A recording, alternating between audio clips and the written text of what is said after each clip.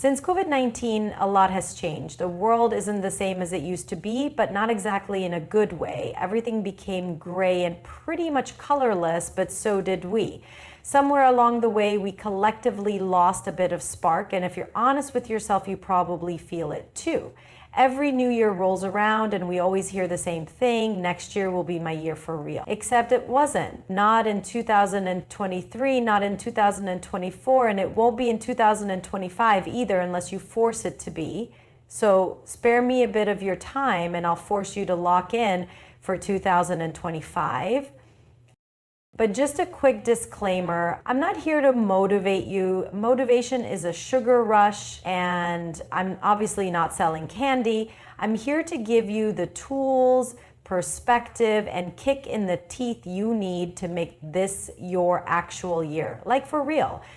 Now, I'm not going to be too hard on you. I know you've been trying, or at least you think you have. Maybe you started a bulking plan, but quit after 2 weeks because life got busy. Or you set goals, but they were vague enough to be ignored. Like, I want to be better. Better at what? Breathing? You've been doing that since birth. See, trying isn't enough if you're half-assing it. You're not failing because life is unfair, even though, yeah, it is. You're failing because you're waiting for life to miraculously align itself around your vibes, but it won't. You're the one who's got to align themselves with their goals. And to align yourself, you'll need to start where it matters most, your time. You're probably used to saying, I don't have time. That's funny because you had time to scroll TikTok for 3 hours yesterday. You had time to rewatch the same show for the 4th time because it's absolute cinema. You had time to stare at the ceiling thinking about how you have no time. Did you see it? You have time. You're just bad at using it. If we do the math, you have 24 hours in a day. Let's say you sleep for 8 hours, if you're lucky, work or college for up to 8 as well, and spend 2 hours eating and existing. That leaves 6 hours. Now ask yourself, what am I doing with them? If you can't answer that without stuttering, you've found your problem. Look, we live in an era where you can learn literally anything for free or close to it. Feel like starting a business? There are tutorials, templates, and even AI tools that'll practically walk you through the process. Getting fit or shredded? There are apps, YouTube channels, and communities that will keep you accountable. Learning a new skill? Platforms like Coursera, Skillshare, or even TikTok, if you're following the right creators, have you covered.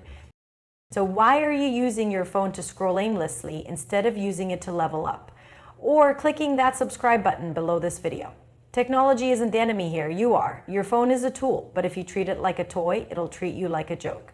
But even then, tools are just tools. They're still pretty useless without a plan, which brings us to my next point. Systems. Saying I want to save money is cute, but what's your plan? Are you tracking expenses, automating savings, or are you just hoping your bank account will surprise you like a physics exam on Monday? The same goes for fitness, learning, relationships, everything. Goals are basically useless without systems. Systems are what make you show up on the days you don't feel like it. They're the boring routines that actually get results. They're the meal preps, the study schedules, the workout plans. They're what separate the people who achieve from the people who talk about achieving.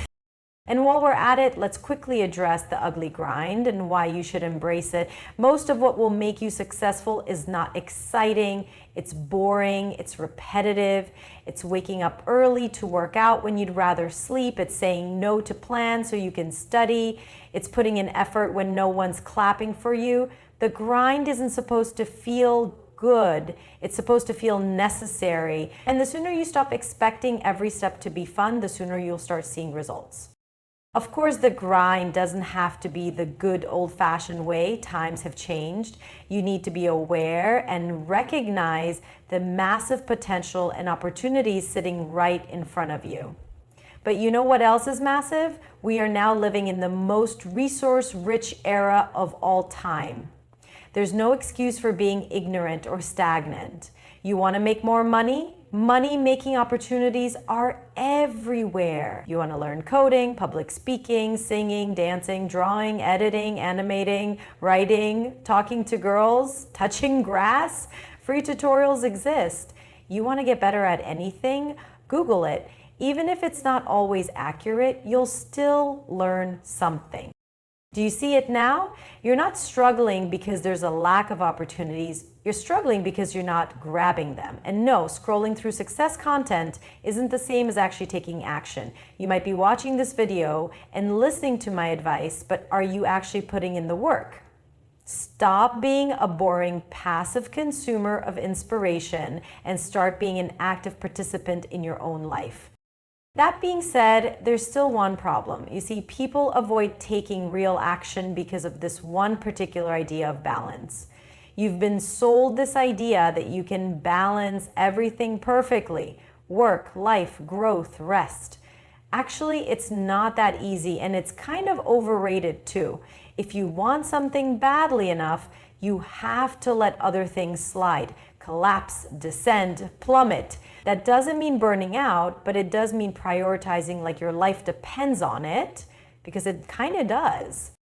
You're not going to achieve your goals by squeezing them into the cracks of your schedule. They need to be front and center, not an afterthought. And in order to be able to do that, you need to answer one big question. Am I really trying? Because it's easy to say you're trying, but are you really, or are you just dabbling? There's a difference between effort and consistent effort. One gets you short-term results, if that, and the other transforms your life. Be honest with yourself. If you are not where you want to be, is it because the world is against you, or is it because you are not fully in that mentality? Are you because you're the lamest, or are you the lamest because you're you? You can't half commit and then expect full results. I'm not saying this is someone perfect, because I'm not, but I can confidently say I'm the best version of myself that I've ever been, and a big part of that is because I stopped waiting for life to hand me success and started forcing it. Anyways, my point is, if I could do that, what's the reason you can't? I mean, I'm pretty sure you and I are not so different. Look, this is just a wake-up call, a reminder. I'm not going to end this by saying something cheesy like, you've got this, you might not have this. That's up to you. But what I can say is that if you decide to lock in, like really lock in, 2025 can be the year you stop saying, next year will be my year for real, and start saying, this year is mine. The world isn't going to fix itself for you. It's gray and colorless, and that sucks, but you're smart, you're strong, you're adaptable, and most of all, you're a cutie pie. You can fix yourself, and maybe that'll bring a little color back in everything else too. So are you in, or are we having the same conversation next year? I mean, you tell me.